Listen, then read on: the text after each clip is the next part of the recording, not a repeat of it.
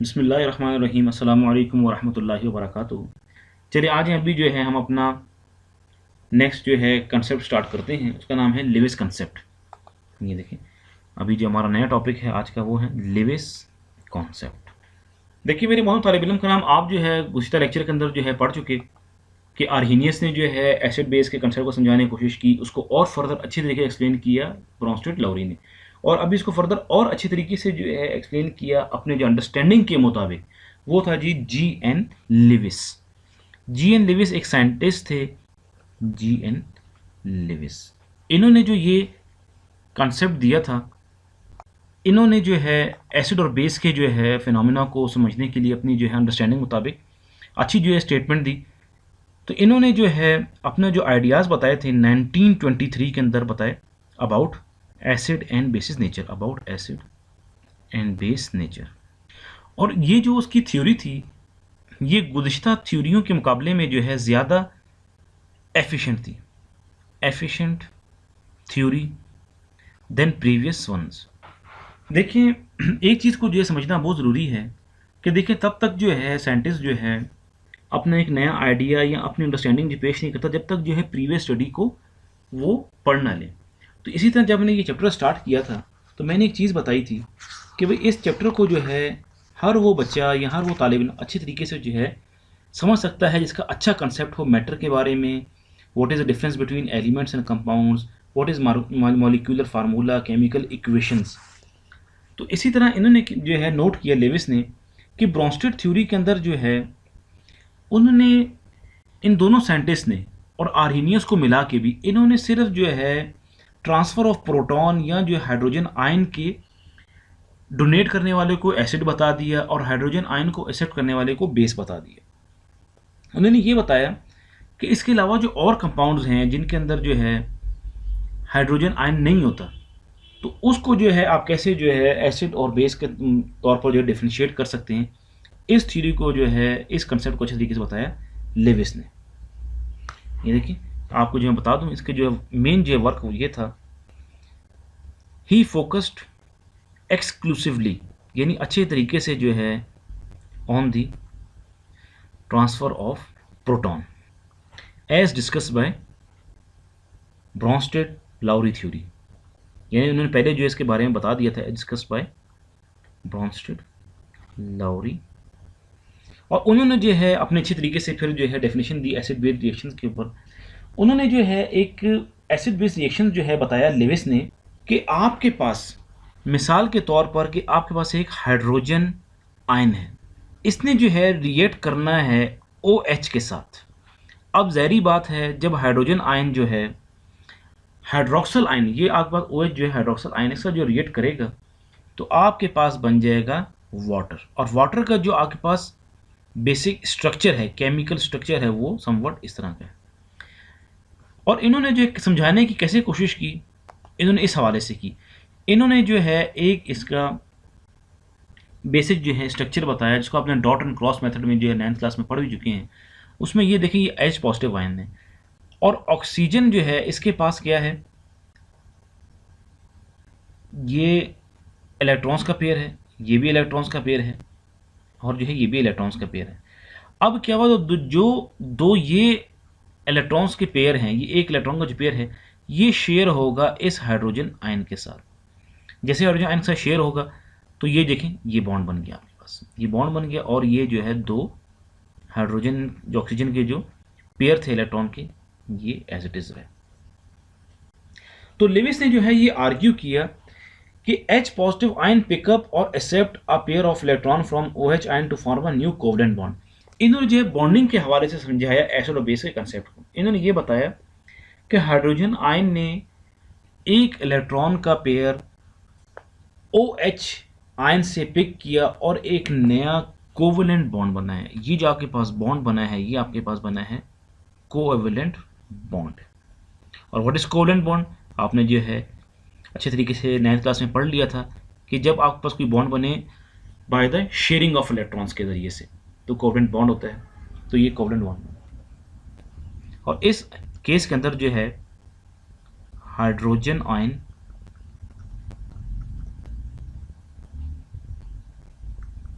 Pick up या accept a pair of electron from OH। ये देखिए, ये चीज़ समझना बहुत ज़रूरी है कि आपके पास जो हाइड्रोजन आयन है, इसने एक इलेक्ट्रॉन जो है ये किससे जो है पेयर एक्सेप्ट किया, हाइड्रोक्सल आयन से, इस चीज़ से इसने।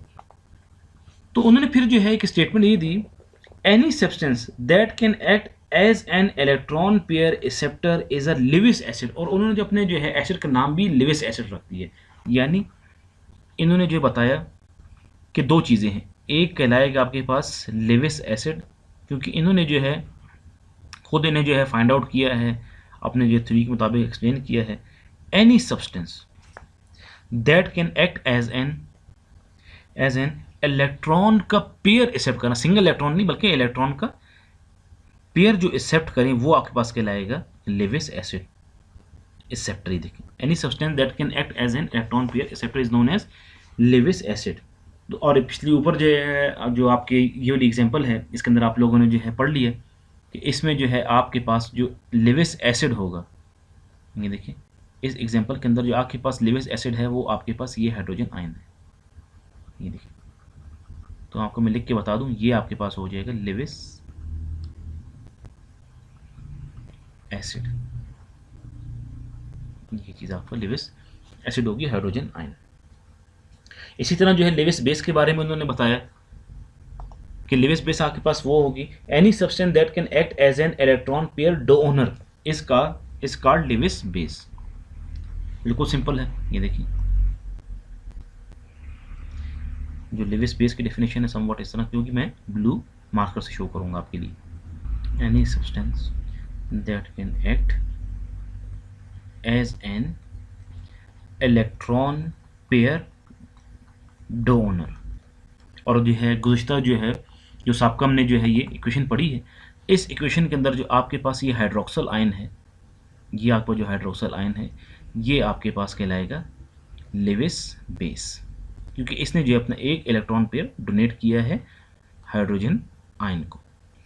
तो इन्होंने जो है और अच्छे तरीके बॉन्डिंग के हवाले से या इलेक्ट्रॉन्स की शेयरिंग के हवाले से अच्छा खासा कंसेप्ट दिया कि देखिए इस कंसेप्ट के अंदर ये है कि इस कंसेप्ट में आप मेटालिक ऑक्साइड्स ले लें, आप नॉन मेटालिक ऑक्साइड्स ले लें, अच्छी तरीके से जो है उनको अंडरस्टैंड करना आपके लिए आसान हो जाएगा। The Lewis acid base theory does not effect the category of compounds. देखिए वही इन्होंने कैटेगराइज नहीं किया कि ये चीज़ आपकी बेस है, ये चीज़ आपकी जो एसिड है। इन्होंने ये बताया कि जैसे Bronsted in any bronzed base must have a pair of non-bonding electrons in order to accept a proton। देखिए इन्होंने जो है एक चीज़ ये बताई कि अगर आप चाहते हैं कि एक चीज़ को आप लोग डिक्लेयर करें, एक चीज़ को आप बताएं कि ये लिविस बेस है, तो उसके अंदर सलाहियत होनी चाहिए, उसके पास एक इलेक्ट्रॉन पेयर होना चाहिए डोनेट करने के लिए। और इसी तरह जो है लिविस बेस हर वो सब्सटेंस कहलाएगा जो एक्सेप्ट करना चाहता हो एक इलेक्ट्रॉन के पेयर को। Hence, this theory vastly expanded the family of compound that can be called as acids or that can be called as bases. Anything that has one or more empty valence shell orbital can now act as Lewis acid। यानी एक चीज़ उन्होंने बड़ी अच्छी बताई कि हर वो anything that has one or more empty valence shells, यानी उनकी जो वैलेंस शेल्स हैं वो एम्प्टी हो, उनमें इलेक्ट्रॉन्स लेने की गुंजाइश हो, तो वो आपके पास ज़ाहिर बात है उनके वो इलेक्ट्रॉन्स को लेना चाहते हैं, तो वो आपके पास बन जाएंगे एक्सेप्टर एसिड्स बन जाएंगे। One or more empty valence shells orbitals can now act as Lewis acid. इसी तरह जो है इस थ्योरी ने बड़े अच्छे तरीके से एक्सप्लेन किया कि आपके पास बोरॉन ट्राइफ्लोराइड जब रिएक्ट करती है NH3 से, तो जो है क्या फिनोमेना होता है, the non bonding electron on the nitrogen in ammonia are donated into an empty orbital. यानी देखें एमोनिया जब रिएक्शन होगा BF3 के साथ, तो एमोनिया जो है अपना एक इलेक्ट्रॉन पेयर जो है शेयर करेगा बोरॉन ट्राइफ्लोराइड के साथ। अब ज़ाहिर बात है NH3 ने डोनेट किया है, तो ये आपके पास क्या हो जाएगा, लिविस बेस हो जाएगा। और नया जो आपके पास बॉन्ड बनेगा ये बनेगा coordinate covalent bond. Coordinate covalent bond वो होता है जहाँ पर जो है इलेक्ट्रॉन्स की शेयरिंग हो सिर्फ एक सब्सटेंस की वजह से, यानी दूसरा जो है सब्सटेंस के पास जो है कोई इलेक्ट्रॉन्स ना हो शेयर करने के लिए, एक अकेला ही जो है सब्सटेंस जो है वो अपने दोनों इलेक्ट्रॉन शेयर कर ले। अब ये देखें, हम जब एग्जांपल को हल करेंगे आपको और अच्छे तरीके से समझ आ जाएगा। ये देखिए जी, अब आपके पास है BF3 बोरॉन ट्राइफ्लोराइड प्लस इसका रिएक्शन है अमोनिया के साथ NH3। ऑथर ने जो है आपके बुक के अंदर जो है बड़ा अच्छा जो इन्होंने और अच्छे तरीके से एक्सप्लेन किया है। ये देखिए क्या होगा, ये जो है बॉन्डिंग है किसकी, बोरॉन ट्राइफ्लोराइड की। एक बॉन्ड F के साथ, दूसरा बॉन्ड F के साथ और तीसरा बॉन्ड F के साथ। तो क्या हो गया, 3 F हो गए, BF3 हो गया आपके पास। और यहाँ से जो है रिएक्ट जो है किया है किसके साथ, एमोनिया के साथ। एमोनिया के जो है ये देखिए जी 3 बॉन्ड ऑलरेडी बने हुए हैं H के साथ। ये देखिए H 3H है एमोनिया और एक जो है लोन पेयर इसके पास पड़ा हुआ है नाइट्रोजन के पास। तो नाइट्रोजन जो है अपना ये लोन पेयर जो है ये शेयर कर लेगा बोरॉन के साथ और फिर जो है रिएक्शन समवॉट इस तरह कंप्लीट हो जाएगा। ये देखें ये क्या हुआ, B एक F ये और एक F ये और ये जो है N, ये एरो मैंने शो किया हुआ है। देखिए मेरे मोहतरम तालिब इल्म कराम, एक चीज़ जो है मैंने आपको बताई थी क्लास 9th के अंदर आप लोग पढ़ भी चुके हैं कि जब ये एरो का साइन हो, ये देखिए मैं आपके लिए यहाँ पर हाईलाइट करके बता रहा हूँ ये चीज़, ये देखिए मैं बॉक्स बना रहा हूँ आपके लिए।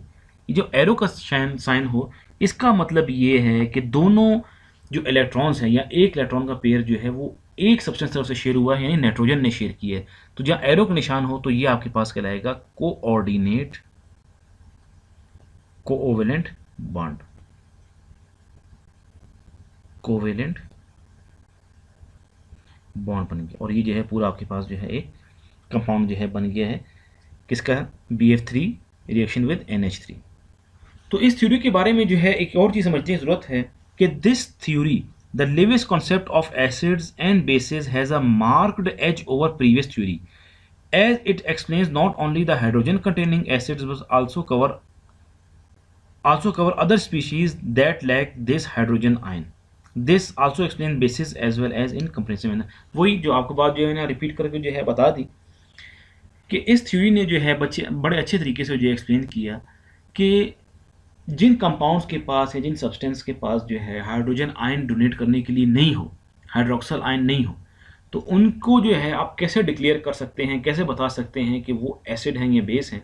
वो ऐसे बता सकते हैं कि जो इलेक्ट्रॉन के पेयर को एक्सेप्ट करे वो आपके पास लेविस एसिड है और जो इलेक्ट्रॉन के पेयर को डोनेट करे जैसे इस एग्जांपल के अंदर NH3 ने किया तो ये आपके पास बेस कहलाएगी। एक चीज़ मैं आपको लिख के बता दूं कि देखें इसने जो है एक्सेप्ट किया है इलेक्ट्रॉन पेयर को तो ये आपके पास कहलाएगा लेविस एसिड और ये आपके पास कहलाएगा लेविस बेस कि इसने अपना इलेक्ट्रॉन पेयर डोनेट किया। तो मेरे मोहतरम तालिब इल्म कराम, एक चीज़ जो है काबिल लिहाज है, एक चीज़ समझने की जो है बिल्कुल जो है इंपॉर्टेंट है स्टडी के पॉइंट ऑफ व्यू से कि देखिए इन तमाम कॉन्सेप्ट को आपने मिक्स नहीं करना, आपने जो है तरतीबवार पढ़ना है और आपने जो है बड़े ही अच्छे एक कंसेप्ट बना के पढ़ना है कि देखिए जब तक आपको कंसेप्ट समझ आ जाएगा तो आपको जो है इस चीज़ को क्रैमिंग करने की ज़रूरत नहीं है, रट्टा मारने की ज़रूरत नहीं है कि देखिए लेविस ने अपने अंडरस्टैंडिंग मुताबिक बनाया जो पिछली जो है थ्योरी से थोड़ा बहुत जो बरअक्स था कि देखिए हम लोगों ने जो है ब्रॉन्स्टेड के अंदर क्या पढ़ा था कि जो डोनेट करे हाइड्रोजन आयन को तो वो एसिड है, जो एक्सेप्ट करे बेस है। तो यहाँ पर जो देखें यहाँ पर जो एक्सेप्टेंस और डोनेशन का जो ताल्लुक है वो इलेक्ट्रॉन के पेयर के साथ है। तो इन चीज़ों को आप जितना जो है अच्छे तरीके से क्लियर करके जो समझेंगे तो आपके लिए लिखना समझना एग्जाम्पल को सॉल्व करना आपके लिए आसान हो जाएगा। तो मेरे मोहतरम तालिब इल्म कराम, ये था जो है concept of acid and bases according to different scientist और डिफरेंट इरास के अंदर डिफरेंट ओकेजन्स पर। लेविस ने 1923 के अंदर कंसेप्ट पेश किया और 1923 के अंदर ही फ्रांसिस लाउरी ने भी पेश किया और इसी तरह आर्हेनियस ने जो है एसिड और बेस के कंसेप्ट बताया 1884 के अंदर। तो ये जो है तमाम साइंटिस्ट से क्या कंट्रीब्यूशन थी हमने डिटेल के अंदर पढ़ लिया। तो इंशाल्लाह आपसे नेक्स्ट लेक्चर के अंदर मुलाकात होगी।